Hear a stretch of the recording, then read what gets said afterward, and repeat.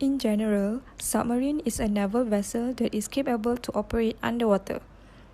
Submarines have a wide range of uses in many different fields with different purposes. The most prominent uses of submarine is in navies. The first field that gives many purposes for a submarine is military. In military, a submarine allows to stealth way to enter into enemy waters and possible attack. It is used as scouts to check areas of the sea for enemy activities. A submarine is a strategic missile launch platform, usually called as a ballistic missile submarine, which can hide in a quiet part of the ocean and remain on the station for months. This is to enhance the country's nuclear capabilities. The submarine will find and track enemies. Next, submarine is an effective deterrent against surprise attacks by nation-states. Launch command will be given the moment a notice is received. The command will be received by the submarine while it is still submerged. Submarines are known as aeroplanes in the water. It will linger off the coast or near a fleet of enemy ships and deliver a potent blow in the form of Mark 48 torpedo. The submarine will shoot torpedoes which travel to targets to blow them up and sink them. In military, submarine will deploy and recover SEAL team. Besides that, submarine will send any kind of naval down into the watery depths except for destroyer. The next field is in civilian. In civilian, there are many purposes of submarines, such as oceanography, tourism, wreck exploration and recovery, oil and gas platform inspections, and pipeline service.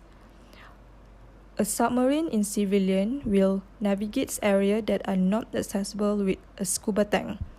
While in tourism, during warm climates, a submarine will take tourists close to the ocean floor and visits underwater points of interest, such as natural or artificial reef structures. The recent development of submarine in civilian is a narco submarine by South American drug smuggler. This is built to evade law enforcement detection. Lastly is surface submarine. A surface submarine is hidden beneath the Arctic Sea. It is a nuclear-powered missile sub. Sea ice cracks and groans when submarine moves around on the ocean surface.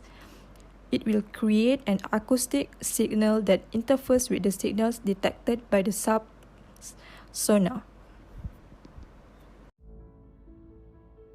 Submarines are originally built specially for military usage. Most high-tech submarines are still built for the world's navies. Only several smaller submarines do work as scientific research vessels. Submarines are specially crafted and designed to carry people safely through harsh environment inside the ocean through ingenious engineering. Today, I'll bring you how submarines are made. Submarines consist of several key parts, which are pressure hull, diving planes, ballast tank, engines, navigation systems, and life support systems. First, we have pressure hull. The biggest obstacle when one wants to dive deep beneath the ocean surface is the pressure of seawater pushing inward. Because of the immense pressure, we can dive only so far until it makes it impossible to breathe. The maximum depth submarines have ever dived to is at 600 meters. Now, we think about how submarines can survive down that pressure where people can't. It is because the metal hulls that keep the water out. The strongest submarines have their hulls made from tough steel or titanium. Most submarines have two hulls, one inside another, to help them survive. The outer hull is waterproof, while the inner hull, which is the pressure hull, is even much stronger and resistant to immense water pressure. Next off, we have diving planes. Just like most fishes have fins on their bodies to help them swim and dive, submarines too have fins, which are known as diving planes. The diving planes help to create an upward force called lift, just like an airplane's wing. Buoyancy, the force that causes objects to float. When a submarine is underwater, it is negatively buoyant. When submarines' diving plan push it forward, water rushes over the plan, which creates an upward force called lift that ensures it remains at a certain depth, which makes submarines neutrally buoyant. The plans can help controlling its depth, which making it climb or dive through the sea by changing the lift force by tilting. Third, we have ballast tank. The ballast tanks are the spaces between the two hulls that can either be filled with water or air. Submarines have much control over its buoyancy using the ballast tank and diving plans. It is very important specifically during the first part of diving and returning to the surface from a depth.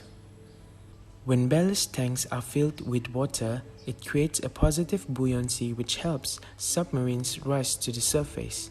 When ballast tanks are filled with water, the submarines are negatively buoyant, thus makes them sink deep to the ocean. The front tanks are usually filled with water or air first, so the front falls or rises first before its rear. Most submarines have diesel-electric engines, except for nuclear submarines. Diesel engines operate normally when submarines are close to the surface. However, the engines do not drive the diving plans directly. Instead, it powers up an electric generator that charges up huge batteries that drive up an electric motor to power up the diving plans. When the batteries are fully charged, the diesel engines are switched off, then the submarines can dive down where it entirely relies on battery power. Initially, submarines are built with breathing tubes called snorkels to feed air to the engines from the air above the surface. It is not a good advantage as it only enables submarines to operate close to the surface. Currently, most military submarines are nuclear powered. The submarines have a small nuclear reactor where it helps to supply power without the need of air to power up the electric motors and diving plans. Fifth, we have navigation systems. Submarines navigate using a whole range of electronic equipment. There is GPS satellite navigation, for starters, which uses space satellites to indicate the position of the submarine. There is sonar, a radar-like system which sends out pulses of sounds into the sea and listens for echoes reflecting off the seabed or other nearby submarines. There's inertial guidance navigation system. It keeps track of the distance traveled and in which direction without referring to any outside information with a device called gyroscopes. However, inertial guidance can work for about 10 days because it needs to be calibrated using GPS, radar, or other data. Lastly, we have life support systems. A submarine is a completely sealed environment. The nuclear engine provides warmth and generates electricity that powers up all life support systems that humans need. It provides with oxygens through the electrolysis to chemically separate molecules of water and scrubs unwanted carbon dioxide from the air. Other than that, submarines produce its own drinking water from seawater by removing salt. Trash is compacted into steel cans and are ejected from an airlock system and dumped on the seabed. Next, we will look at how does submarine applicate. The submarine works very differently than other crafts. It operates using the principle of buoyancy by Archimedes. Archimedes' principle states that the upward buoyant force that is exerted on a body immersed in a fluid, whether fully or partially, is proportional to the weight of the fluid that the body displaces. This buoyant force acts in the upward direction at the center of the mass of the fluid displaced. Using the Archimedes principles, the buoyancy is controlled on the submarine by ballast tanks. Submarine resting on the surface is less dense than water. That means it has positive buoyancy and it will float. In this condition, the ballast tanks are full of air. In order to submerge the submarine, it should be made less dense than water. Thus, negative buoyancy is generated by venting out the air from the ballast tanks. The seawater comes into the tanks through the flip ports and forces the air out. Thus, the submarine starts to sink. The depth of the submarine is controlled by controlling the ratio of water to air in the ballast tank. Moreover, a submarine can get neutral buoyancy when its weight is equal to the amount of water it displaces. In this case, the submarine will neither sink nor rise. To get the submarine to rise again on the water surface, the air is blown into the ballast tanks, forcing seawater out, hence gaining positive buoyancy. Let's look at this animation to understand more. Most submarines have two types of tank: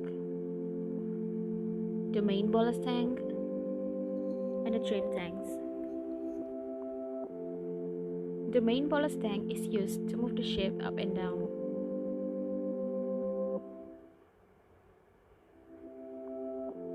The trim tanks are used to balance the ship.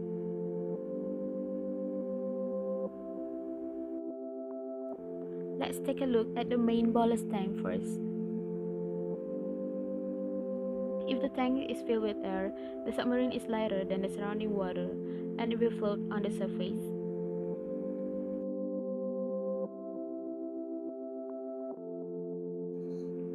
If the tank is filled with water, the submarine is heavier than the surrounding water and it will sink.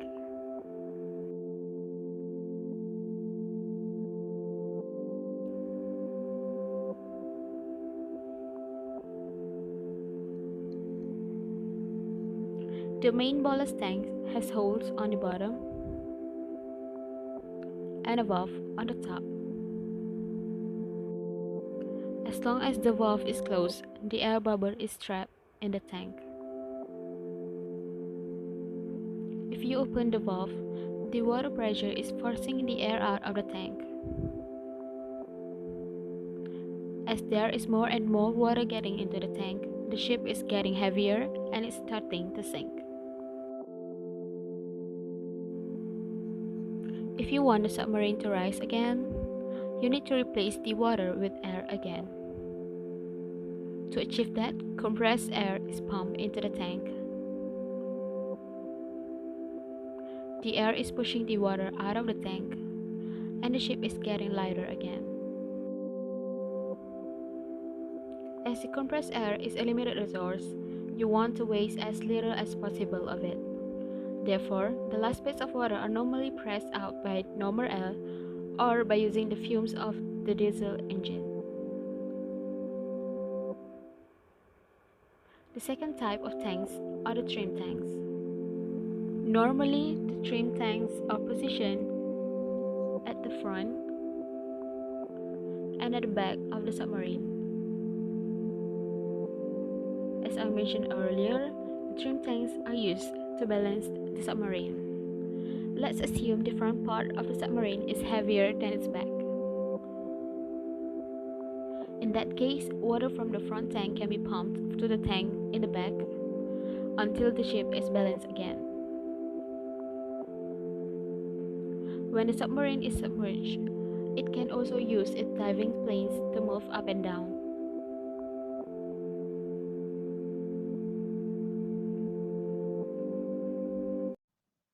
How does submarine related to physics theory? Yang pertama, submarine use Archimedes principle by manipulating the buoyancy.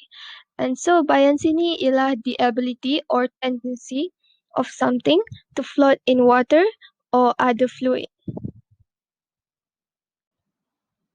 The buoyancy is controlled by the ballast tank system. Macam dekat dalam gambar ajar tu, dekat situ ada tulis full ballast tank.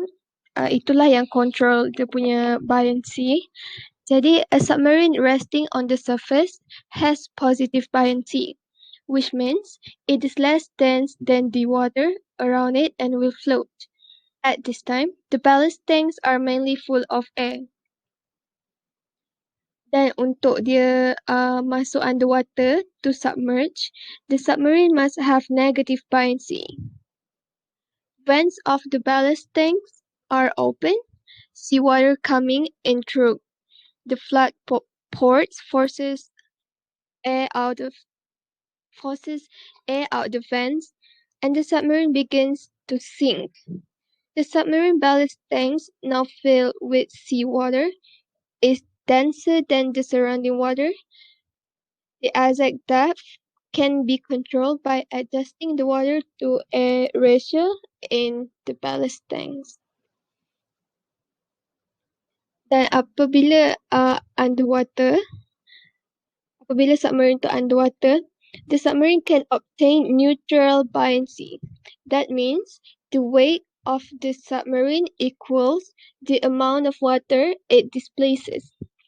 The submarine will neither rise nor sink in this state. To make the submarine rise again, compressed air is simply blown into the tanks, forcing the seawater out. The submarine gains positive buoyancy, becomes less dense than the water, and rises.